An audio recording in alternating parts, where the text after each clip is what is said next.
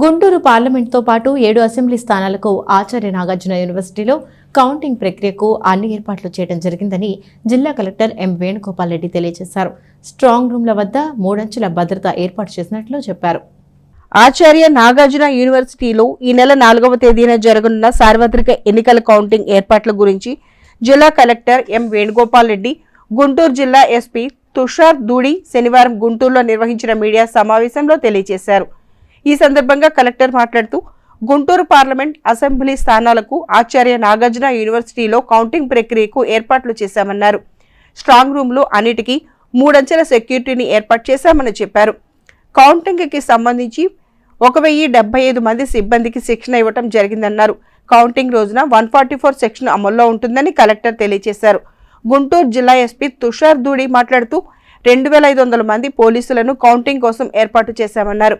Counting రోజున 4 అంచెల భద్రతను ఏర్పాటు చేస్తామన్నారు. పాసులు ఉన్న వారిని మాత్రమే లోపలికి అనుమతిస్తామని, కౌంటింగ్ రోజున పార్టీలకు కార్యకర్తలకు ఎటువంటి సంబరాలకు తావు లేకుండా ఏర్పాట్లు చేశామని చెబుతూ బాణసంచా విక్రయదారులకు ఇప్పటికే నోటీసులు జారీ చేశామన్నారు. మన గుంటూరు పార్లమెంటు స్థానానికి అలానే గుంటూరు జిల్లాలోని 7 అసెంబ్లీ నియోజకవర్గాలకి కౌంటింగ్ ప్రక్రియ ఈ నెల 4వ తారీఖు పొద్దున 8 గంటలకి షార్ప్గా స్టార్ట్ అవుతుంది. మీ అందరికీ తెలుసు, ఆచార్య నాగార్జున యూనివర్సిటీలోనే అన్ని అసెంబ్లీ స్థానాలకి అలానే గుంటూరు పార్లమెంటు నియోజకవర్గానికి సంబంధించిన కౌంటింగ్ ప్రక్రియ ఇక్కడ ప్రారంభమవుతుంది. గుంటూరు పార్లమెంటుకు సంబంధించి 30 మంది అభ్యర్థులు, అలానే మిగిలిన అసెంబ్లీలకు అన్నిటికి కలిసి ఇంకో 132 మంది అభ్యర్థులు పోటీలో ఉన్నారు. సో వీళ్ళకి సంబంధించిన కౌంటింగ్ అంతా కూడా ఇక్కడ మనము 5 బ్లాక్స్లో నిర్వహించడం జరుగుతుంది.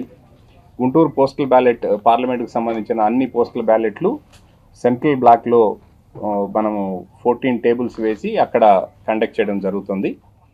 అలానే మరొక విన్నపం ఏంటంటే, అందరికీ చెప్పాం, కంటెస్టింగ్ క్యాండిడేట్లు కానీ ఏజెంట్లు కానీ ఎవరు కూడా, కౌంటింగ్ స్టాఫ్ కూడా మొబైల్ ఫోన్స్ లోపలికి అలో లేదు. సో కాబట్టి ఆ బ్లాక్ ముందరే, కౌంటింగ్ చేసే బ్లాక్ ముందరే మన మొబైల్ ఎవరైనా ఉంటే అక్కడే తీసి పార్క్ చేయాల్సి ఉంటుంది.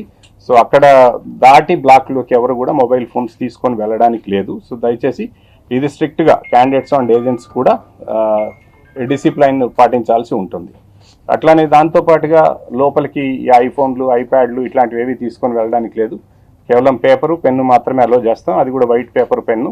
సో కాబట్టి ఈ ఇన్స్ట్రక్షన్స్ని స్ట్రిక్ట్గా ఫాలో చేయాల్సిందిగా అందరికీ తెలియజేస్తున్నాం. రిగార్డింగ్ సెక్యూరిటీ అరేంజ్మెంట్స్ ఎస్పీ గారు కొంచెం ఒకటి, మీకు ఈ లొకేషన్ అంతా కూడా ఇప్పుడు ఉన్న మన 7 కౌంటింగ్ హాల్స్, కౌంటింగ్ సెంటర్స్ ఎక్కడ ఉన్నాయనేది ఒకటి.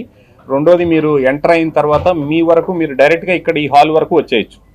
మిగిలిన వాళ్ళందరమే మనం ఎటు ఆ రూట్ ఈ రూట్ అన్నీ ఎక్కడికక్కడ ఆగిపోతాం, రోడ్డు మీద నుంచే వెళ్ళాలి. మీడియా మాత్రం డైరెక్ట్గా మీ హాల్ వరకు వచ్చి ఇక్కడ మీ వెహికల్స్ పార్క్ చేసుకొని ఇక్కడే ఉండొచ్చు.